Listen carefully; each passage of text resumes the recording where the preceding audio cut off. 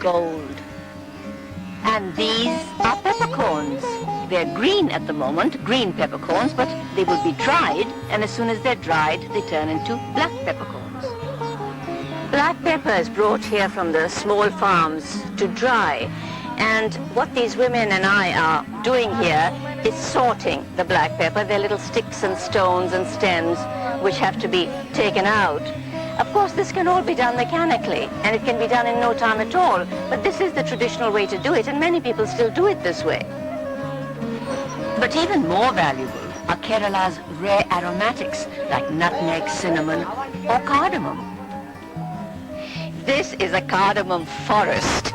The saplings grow into these towering plants. The work is very labor-intensive because cardamom grows very near the bottom and it has to be picked by hand. The pods look like this. Now all that needs to be done is for them to be picked and then dried. It imparts an aroma so fine and delicate that it can be used for both savories and sweets. Turmeric is a rhizome, just like ginger. It grows underground and has to be dried. This is what gives many Indian foods their yellow color. And from turmeric is also extracted the coloring that goes into your cheeses and butter. Of course, all these spices are as fundamental to an Indian meal as tea is in Britain. Both grow on these hills in abundance. High in these hills, amongst the tea and spice plantations, is another pleasure, this one for the eye. It's one of India's many wildlife reserves. It's early morning in the Periyar Sanctuary.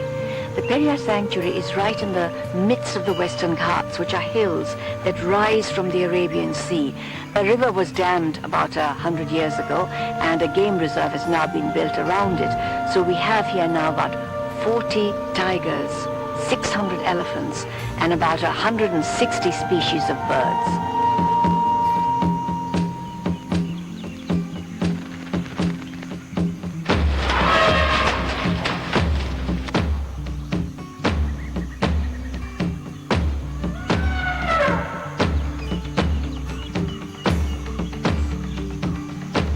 The elephants are having their breakfast. Of course, they have to clean off the grass first. Wouldn't you do the same thing?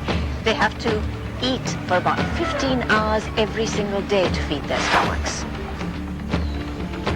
Well, we humans need to fill our stomachs too.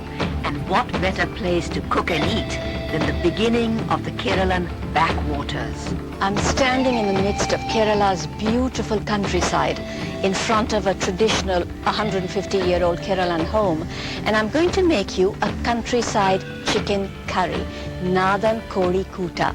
You can use any wild fowl for this. Now in this wok there are about 4 tablespoons of hot oil. Into that I'm going to put 2 medium-sized sliced onions, and I'm going to stir and fry them till they soften. Now this will take about 4 or 5 minutes. While this happens, I'm going to make 2 spice pastes. First, I'll take about a ½ inch of ginger and 5 cloves of garlic, throw them into a liquidizer with a little water and get a paste like this.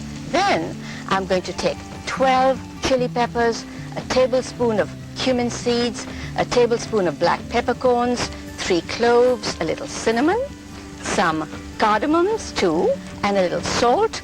Grind them into a powder in a coffee grinder. Throw all of that into a liquidizer with coconut, 5 ounces of coconut and a little water, and blend them till I have a paste which looks like this.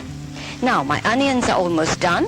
Into this is going to go the ginger garlic paste and some turmeric and some salt. And I shall stir this all around very briefly. Then in goes about 1.5 pounds of chicken. And I shall stir this around for a bit. Now this has to cook for about 10 or 15 minutes. After 10 or 15 minutes, add 2 chopped up tomatoes. Stir them around for a bit, just like so. Then you take all that wonderful spice paste that you made, put all that in. Stir that around as well. It looks wonderful. Now put in about a pint of water. Bring it to the boil and let it cook for another 10 or 15 minutes or until it's done.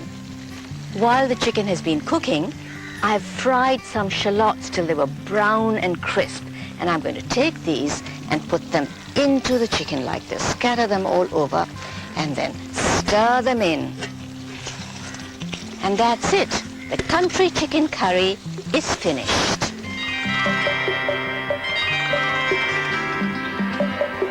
For centuries, most of the spices I used in the country chicken have made their way down the luxuriant network of backwaters to Kerala's main port, Cochin. The Mattancherry area of Cochin is where traders from America, Europe, China and Arabia came to take the treasures home.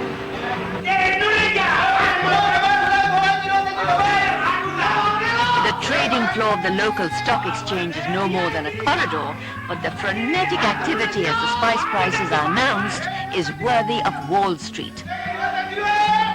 This is the futures market, a lot of yelling and screaming for black pepper. And just look, lorries full of spices coming in every few seconds.